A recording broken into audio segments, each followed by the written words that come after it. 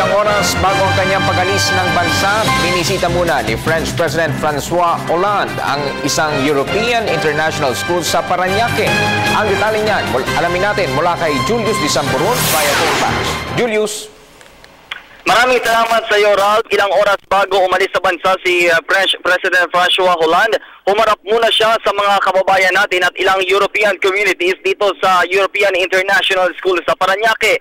Sa kanyang talumpati, binigyan din ng Pangulo ng Pransya ang kampanya laban sa climate change, lalo na't isa ang Pilipinas sa malimit daanan ng malakas na bagyo at kumikitil ng buhay. Isa sa inihalimbawa ni President Hollande ang pananalasa ng super bagyong Yolanda noong taong 2013 kung saan halos nakapag-damage ito ng mga kabahayan sa Kabisayaan.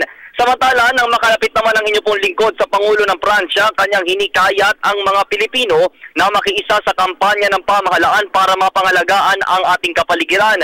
Masaya din siyang nakipagkita sa mga dumalo sa pagtitipon dito sa European International School at kanyang kinakampanya ang matatag na pakikipagkaibigan o pagkakaibigan ng Pransya at Pilipinas. President po dito si Oscar winner Marion Cotillard. Mula sa Parañaque, kasama sina Ricky Reyes at Erwin Navarro, Julius Disamburon, Telebisyon ng Bayan.